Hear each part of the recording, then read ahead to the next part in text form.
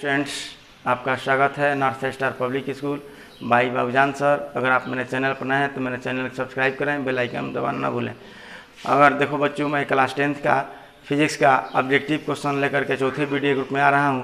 तो मार्केट के क्वेश्चन देखने से पहले मेरा वीडियो को अवश्य देखो और इस पर विशेष ध्यान देना इस ऑब्जेक्टिव पर, इसलिए कि मैं स्पेशल रूप से इस क्वेश्चन का सिलेक्शन किया हूं। इसके बाहर से मेरा गारंटी है, बल्कि 100% गारंटी है कि इसके बाहर से क्वेश्चन नहीं आएगा, है ना। लेकिन इसमें मार्केट से कोई भी वस्तु देखने के बाद इस मटेरियल को तुमने एक बार अवश्य देखना। देखो बच्चों, मैं कुछ क्वेश्चन तैयारी किया हूँ। जैसे लिखा हूँ कि गोलीय दर्पण का परावर्तक पृष्ठ की वृत्ताकार सीमा का रेखा का व्यास क्या कहलाता है। यानी गोलीय दर्पण के परावर्तक पृष्ठ की वृत्ताकार सीमा रेखा का व्यास क्या कहलाता है। तो इसका आंसर होगा बाबू वक्रता त्रिज्या। इसका आंसर होगा वक्रता त्रिज्या। देखो बच्चों, ये मार्केट से जो भी ऑब्जेक्टिव क्वेश्चन देखना या मार्केट का मटेरियल देखने से पहले मेरे इस वीडियो को तुम अवश्य देखना। इसलिए मेरा 100% गारंटी है कि इसके बाहर से क्वेश्चन नहीं आएगा, इसको अवश्य ही देखना। मैं क्वेश्चन को स्टार्ट करता हूँ। गोलीय दर्पण का परावर्तक पृष्ठ की वृत्ताकार सीमा रेखा का व्यास क्या कहलाता है। ये हम इसको बोलते हैं वक्रता त्रिज्या। दूसरा क्वेश्चन पढ़ते हैं। दंत विशेषज्ञ किस दर्पण का उपयोग मरीजों के दांतों का बड़ा प्रतिबिंब देखने के लिए करता है। क्वेश्चन सेकंड पढ़ते हैं बच्चों। देखो, दंत विशेषज्ञ किस दर्पण का उपयोग मरीजों के दांतों का बड़ा प्रतिबिंब देखने के लिए करता है। तो इसका आंसर होगा बच्चों अवतल दर्पण। दूसरा क्वेश्चन देखिए, अवतल दर्पण यदि किसी बिंब का प्रतिबिंब ऋणात्मक आवर्धन हो तो प्रतिबिंब का प्रकृति क्या होगा। यानी क्वेश्चन है तीसरा ऑब्जेक्टिव के रूप में, हम ऑप्शन नहीं दे रहे हैं, ऑप्शन डायरेक्ट इसका हम आंसर बोल रहे हैं। यदि किसी बिंब का प्रतिबिंब ऋणात्मक आवर्धन हो तो उस प्रतिबिंब का प्रकृति क्या होगा। तो इसका आंसर होगा वास्तविक और उल्टा। चौथा क्वेश्चन है, देखो बच्चों, उत्तल दर्पण की फोकस दूरी जिसकी वक्रता त्रिज्या 32 सेंटीमीटर है ना, तो इसकी फोकस दूरी होगा 16 सेंटीमीटर। फिर इस क्वेश्चन को रिपीट करते हैं। देखो बच्चों, चौथा नंबर क्वेश्चन, उत्तल दर्पण की फोकस दूरी है जिसकी वक्रता त्रिज्या 32 सेंटीमीटर है, तो उसकी फोकस दूरी हो जाएगी 16 सेंटीमीटर। पांचवें क्वेश्चन के रूप में हम लिखे हुए हैं। देखो बच्चों, परावर्तन के नियम से निर्धारित होता है, यानी परावर्तन के नियम से निर्धारित होता है आपतन कोण बराबर परावर्तन कोण। यानी परावर्तन के नियम से हम लोग निर्धारित करते हैं, आपतन कोण जो होता है परावर्तन कोण के बराबर होता है। इसके बाद देखो बच्चों, छठे क्वेश्चन के रूप में हम ऑब्जेक्टिव क्वेश्चन लेके आ रहे हैं। हवा में प्रकाश की चाल होती है 3 × 10 के पावर 8 मीटर प्रति सेकेंड।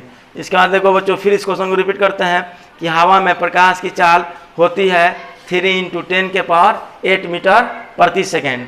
इसके बाद देखो, सातवें क्वेश्चन के रूप में प्रकाश तरंग का उदाहरण है, यानी प्रकाश तरंग का उदाहरण है विद्युत चुंबकीय तरंग। आठवें क्वेश्चन के रूप में बच्चों देखो, प्रकाश के परावर्तन के कितने नियम होता है, यानी प्रकाश के परावर्तन के कितने नियम होता है। तो आंसर होगा इसका 2। नंबर 9वां क्वेश्चन बाबू देखो, किस दर्पण में बड़ा प्रतिबिंब बनता है, यानी किस दर्पण में बड़ा प्रतिबिंब बनता है। तो इसका आंसर होगा देखो बच्चों अवतल दर्पण। उसके बाद देखो 10वां क्वेश्चन ग्रुप में, गोलीय दर्पण का फोकसांतर एवं वक्रता त्रिज्या में क्या संबंध है। गोलीय दर्पण का फोकसांतर और वक्रता त्रिज्या में क्या संबंध है। इसका आंसर होगा F बराबर R/2।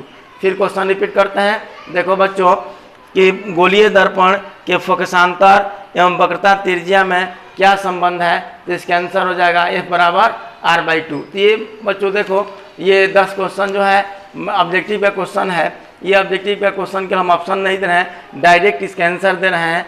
तुम लोग डायरेक्ट ऑप्शन विदाउट ऑप्शन का ये याद करना। मार्केट के जो भी मतलब मटेरियल तुम देखना, मटेरियल देखने के पहले ये मेरा मटेरियल अवश्य हम देख लेना। मेरा 100% गारंटी है कि इस क्वेश्चन से बाहर क्वेश्चन नहीं आएगा। मैं कुछ सिलेक्टेड क्वेश्चन 2022 के बोर्ड एग्जाम के लिए तैयारी किया हूँ। 11वां क्वेश्चन के रूप में देखो बच्चों, हमने किया है कि समतल दर्पण द्वारा बना प्रतिबिंब होता है, यानी समतल दर्पण द्वारा बना प्रतिबिंब होता है। तो इसका आंसर होगा बच्चों देखो काल्पनिक सीधा और वस्तु के बराबर। यानी समतल दर्पण प्रतिबिंब जब भी बनता है वह काल्पनिक सीधा और वस्तु के बराबर।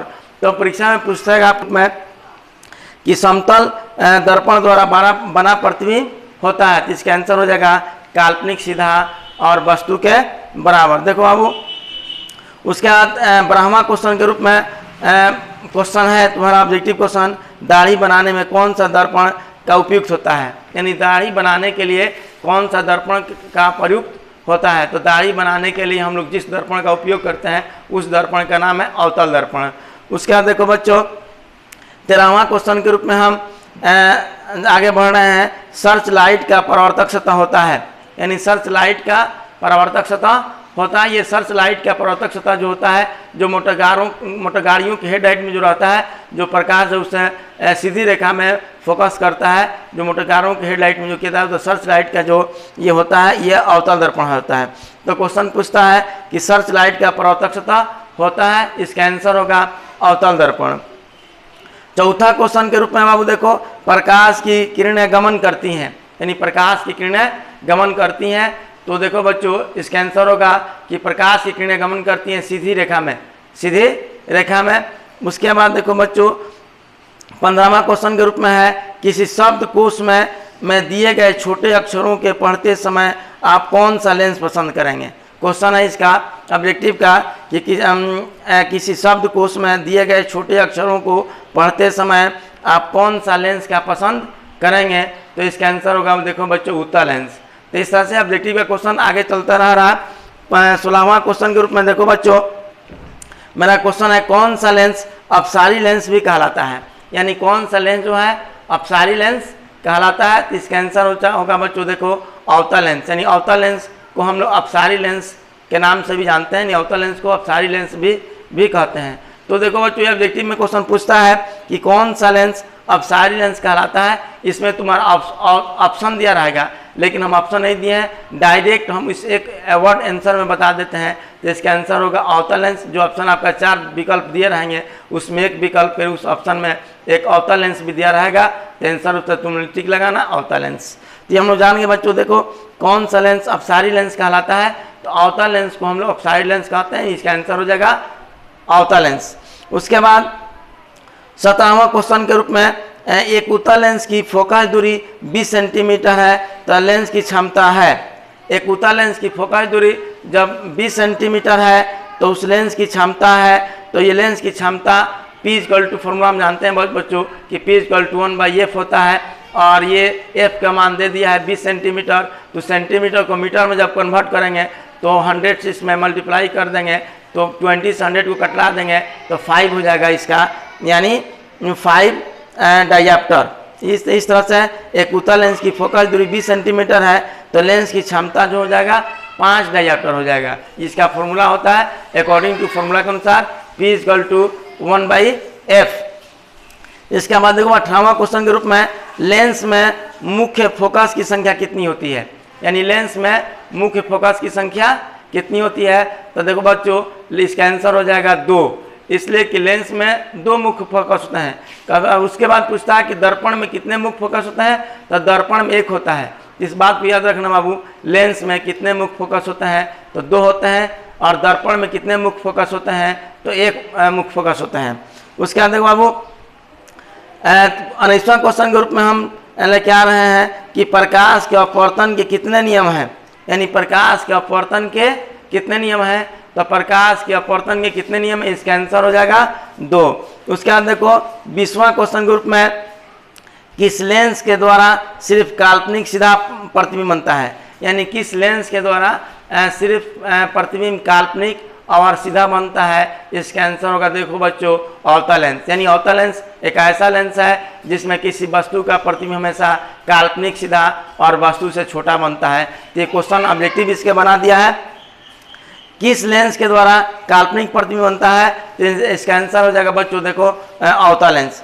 21वां क्वेश्चन के रूप में हम ला रहे हैं, किसी माध्यम का अपवर्तनांक का मान होता है, किसी माध्यम का अपवर्तनांक का मान होता है। तो माध्यम का अपवर्तनांक का मान जो होता है sin i/sin r के बराबर, यानी sin i/sin r इसका आंसर हो जाएगा। देखो बच्चों तो क्वेश्चन है किसी माध्यम का अपवर्तनांक का मान होता है, तो इसका आंसर होगा sin i/sin r।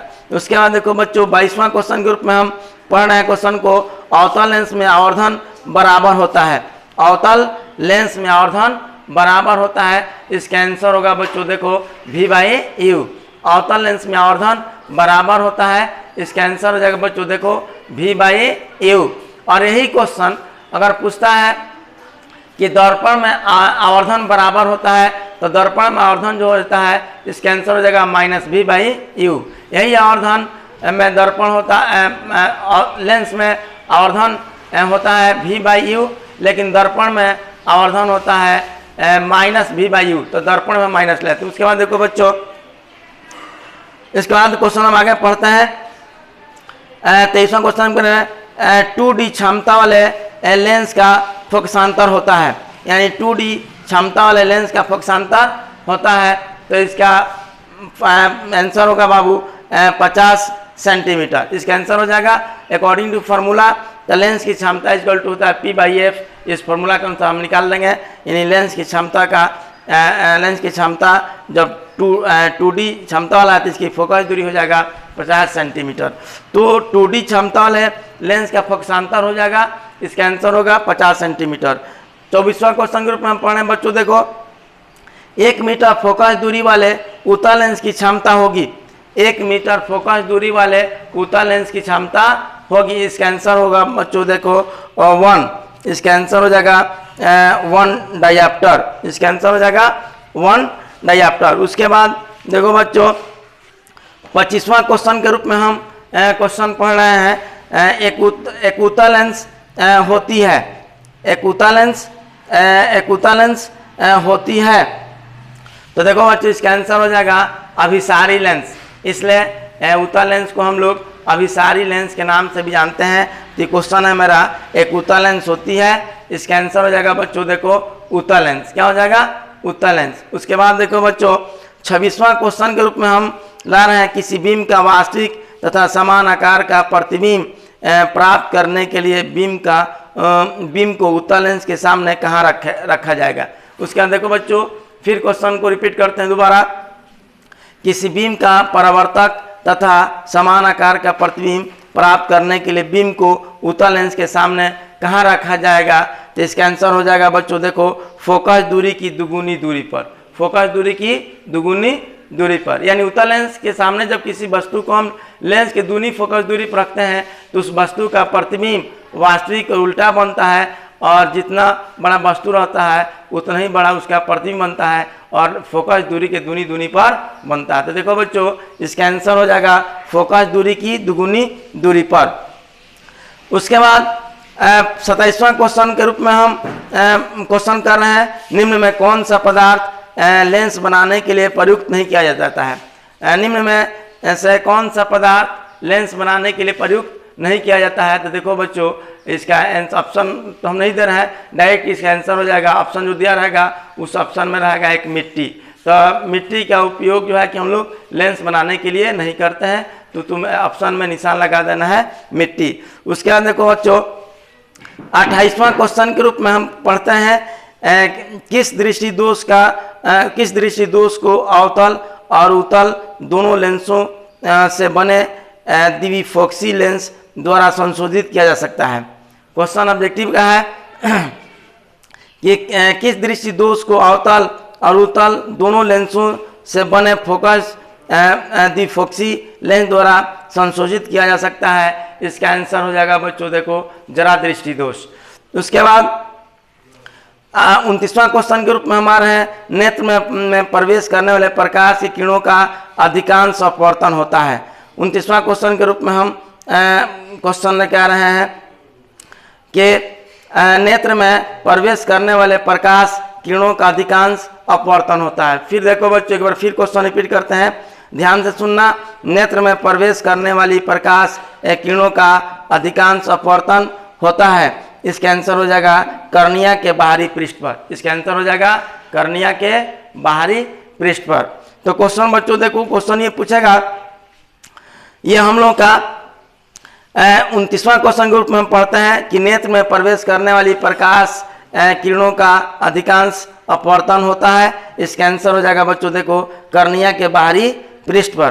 30वां क्वेश्चन जो ऑब्जेक्टिव के रूप में जो रहेगा आपका, जब सूर्य का प्रकाश वायुमंडल से गुजरता है तो वायु के सूक्ष्म कण किस रंग के प्रकाश को अधिकांश प्रबलता से परिगणित करता है।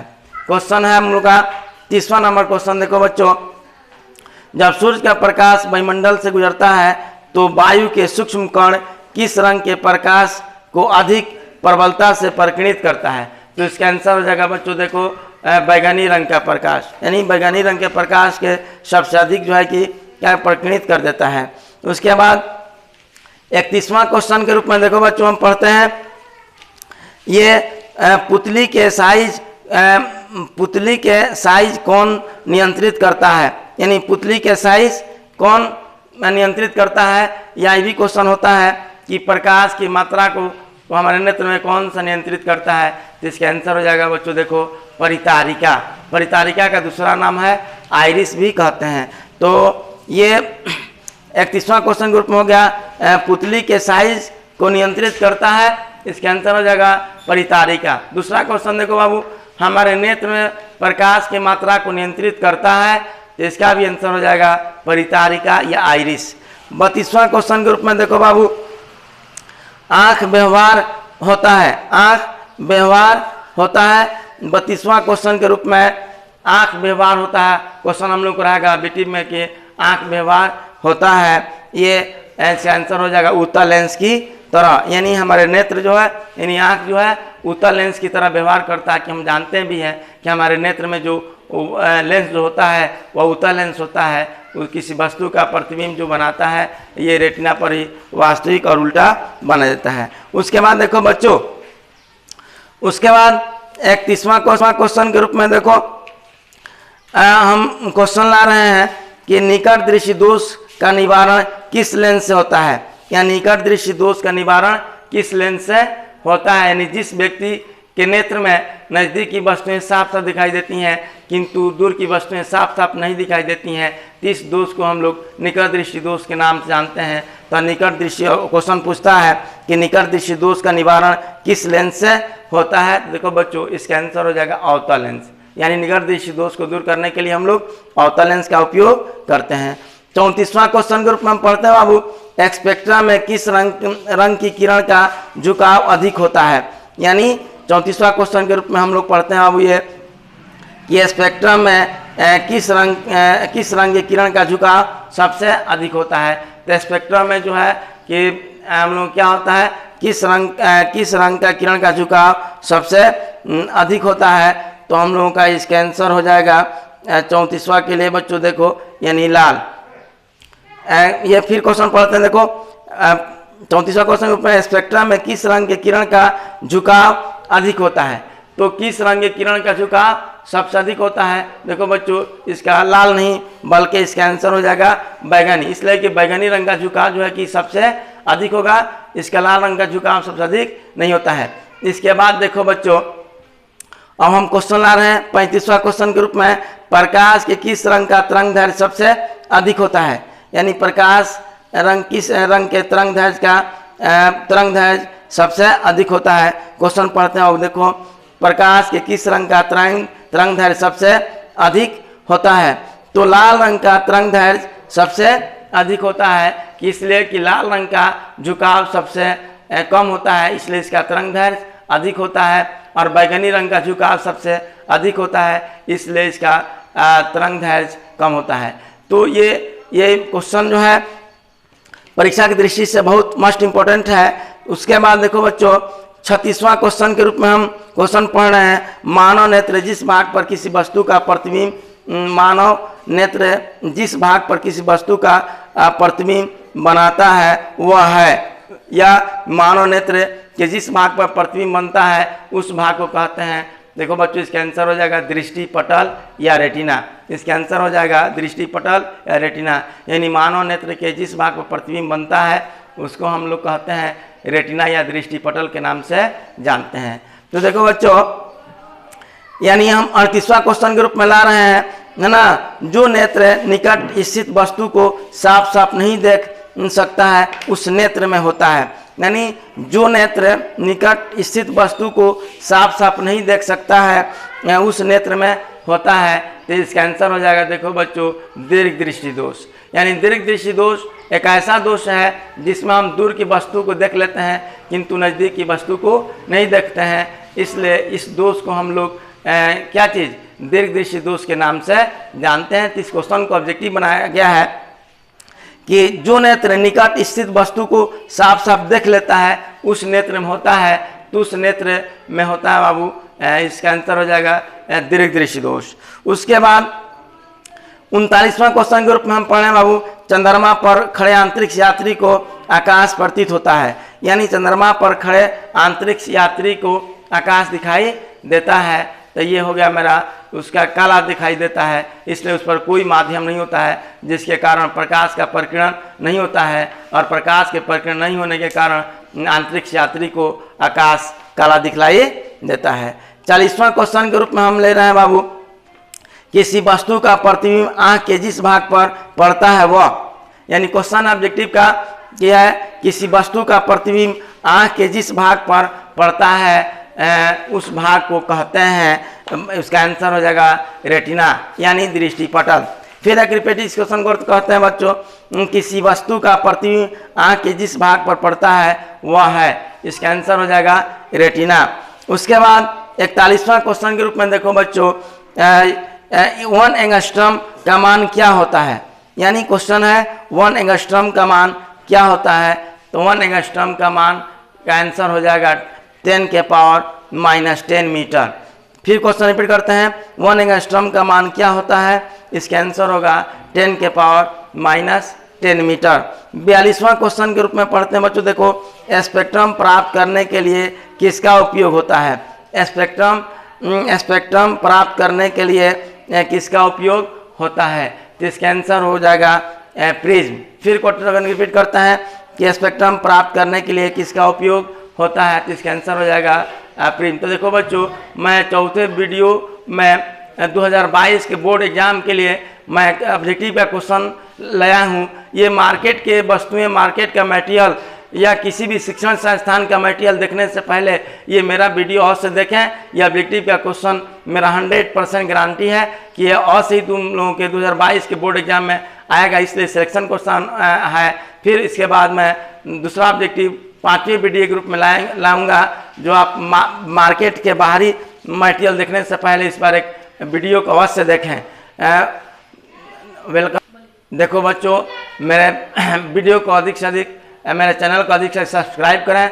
मेरा टारगेट है इसका, आज का टारगेट है 200 कि फिर मैं नेक्स्ट वीडियो में, तुम्हारे टारगेट है 200 लाइक, मैं फिर अगले, ताकि मैं फिर अगले वीडियो में तुम्हारे 2022 बोर्ड एग्जाम के लिए फिर ऑब्जेक्टिव क्वेश्चन लेकर के आया हूँ। इसके लिए धन्यवाद।